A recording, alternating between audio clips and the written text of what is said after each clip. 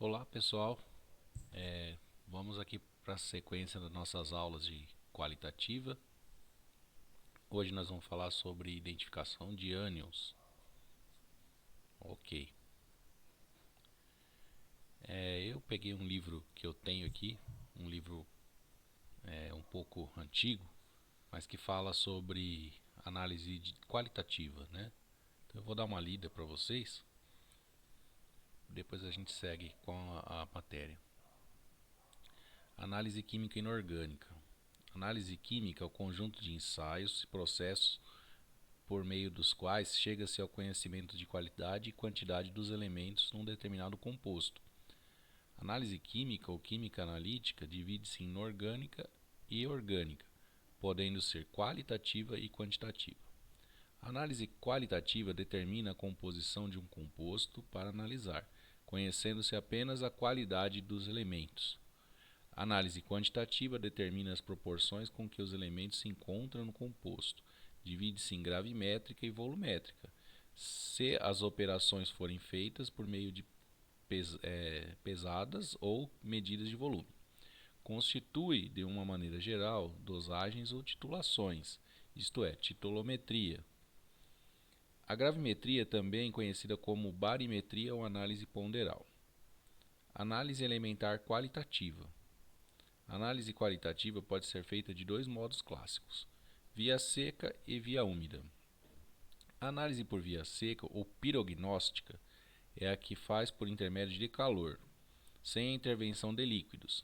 A distinção entre os elementos é feita pela coloração que toma a chama do bico de Bunsen. Exemplo: ensaio de pérola de box, ensaio sobre carvão, etc. A análise via úmida que se realiza quando se emprega dissolventes líquidos, no caso água, para a separação de elementos ou radicais de um determinado composto. Baseando-se em reações iônicas, consiste na pesquisa de cátions e ânions.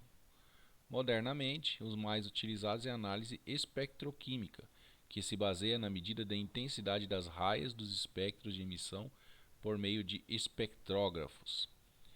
Dada a amostra de um composto para analisar, caso não esteja dissolvida, procura-se dissolvê-la. Os dissolventes empregados obedecem à seguinte ordem: água, ácido clorídrico diluído ou concentrado, a frio ou a quente, ácido nítrico diluído ou concentrado, a frio ou a quente, e finalmente experimenta-se a dissolução em água régia. Esta é uma mistura de 3 partes em volume de HCl para uma parte de HNO3, admitindo-se que a ação da água régia, por conta do cloro, se produz na reação 3HCl mais HNO3, dando NOCl, mais 2H2O e cloro nascente. Uma vez dissolvida a amostra sólida, passa-se a fazer a sua análise qualitativa por via úmida, sendo que as pesquisas de cátions e ânions resumem-se, de um modo geral, na formação de precipitados, mudança de coloração, dissolução dos precipitados, desprendimentos gasosos e etc. A amostra dada a analisar já dissolvida constitui o que se chama de solução primitiva. É dividida em 2 partes iguais a fim de se proceder à pesquisa do cátion e do ânion. Em primeiro lugar, pesquisa-se o cátion, empregando-se a marcha sistemática que segue, tendo todo o cuidado de dividir a parte da solução primitiva destinada à pesquisa de cátions em 6 partes, de modo a se fazer a pesquisa dos grupos em separado. Conclui-se assim que a marcha da pesquisa adotada é indicada para a solução que encerra somente um cátion e, consequentemente, um ânion. Então, pessoal, a parte importante que eu acho aqui para vocês é justamente a parte da solubilização, né? Nas aulas passadas a gente viu solubilidade e hoje nós vamos ver a pesquisa de ânions, né, que podem ser separados através da solubilidade em reações químicas distintas, né? Identificação de ânions.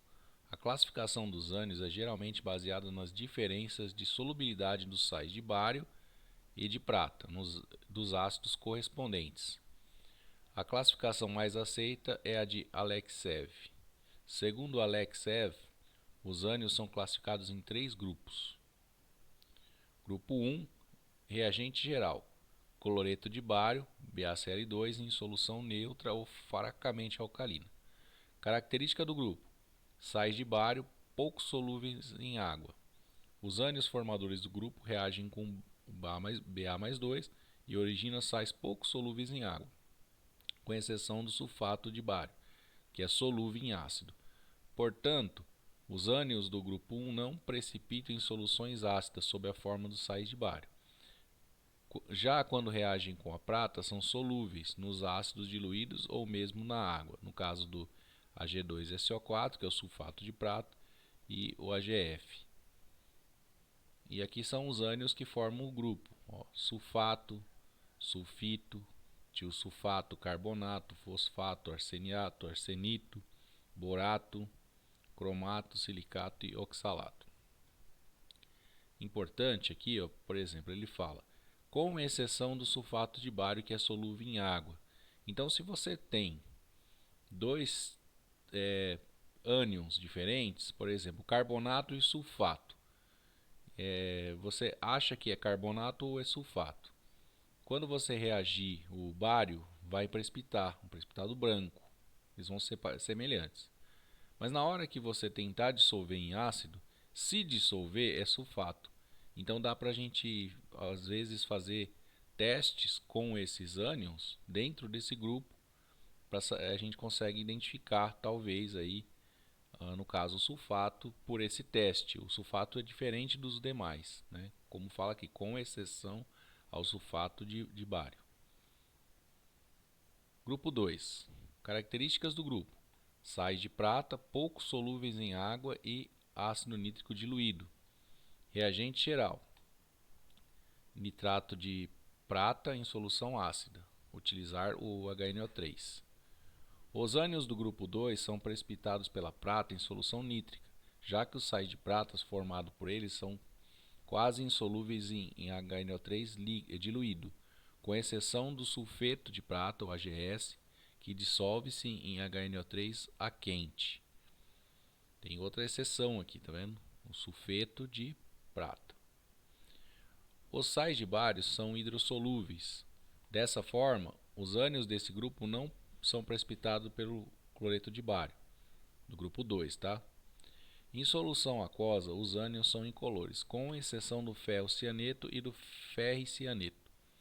Ferro-cianeto, quando é ferro, é Fe+2. E quando é ferri, é Fe+3, tá? Então essa distinção entre os dois aqui, no caso do NOx dele, tem esse nome diferente. Bom, tem aqui algumas exceções, né? No caso, o sulfeto de prata, ele se dissolve em ácido. Então, de todos os ânions lá, tem essa exceção. E outra exceção também, que é esses dois, o ferro-cianeto e o ferricianeto, pode ser coloridos. Então, às vezes a gente consegue fazer alguma distinção entre eles. Os ânions que formam esse grupo: cloreto, brometo, iodeto, o sulfeto de prata, no caso é solúvel em HNO3, a quente, né? Tiocianato, o ferro-cianeto e o ferricianeto, certo? Beleza. Grupo 3. Característica do grupo 3: os sais de bário e prata hidrossolúveis, não precipitam. Reagente geral, não possui. Então são todos os ânions que não conseguem ser precipitados, eles ficam solúveis. Nem o nitrato de prata, nem o cloreto de bário são capazes de precipitar os ânions do grupo 3. Entre os sais de prata, os menos solúveis são o nitrito de prata, o AgNO2, e o acetato de prata, o CH3COOH, que é acetato de prata, que podem precipitar em soluções suficientemente concentradas, né? Certo? Com pouco solvente você consegue precipitar, mas precisa estar levemente concentrado, né? Se estiver muito diluído, ele também vai ficar na forma solubilizado, certo? Os ânions desse grupo são o nitrato, o nitrito, NO2, e o acetato. São incolores. E o MnO4 é violeta. Então, há uma outra distinção. Todos os três são incolores, exceto o MnO4, que é o manganato, né? KMnO4, permanganato, violeta, tá? Então, esse aqui é o que apresenta coloração. Permanganato de potássio tem uma coloração vermelha ou violeta, né? Uma coloração bem característica.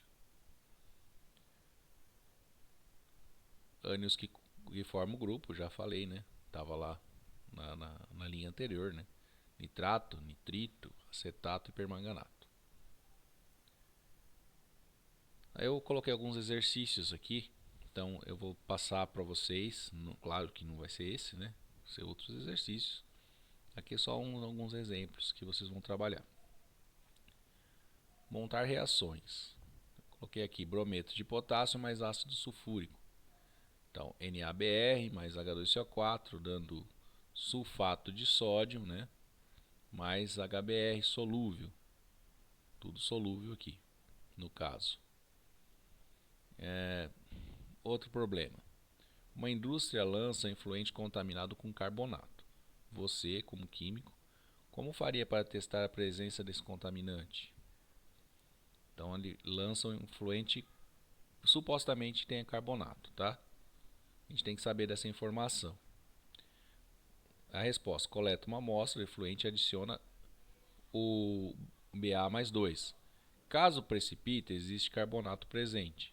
Está feito o teste. Precipitou, a indústria lança carbonato, você pegou a água, colocou o bário, ficou leitoso, constatou que tem carbonato ou outro ânion, mas como você já tem essa informação, é carbonato, tá?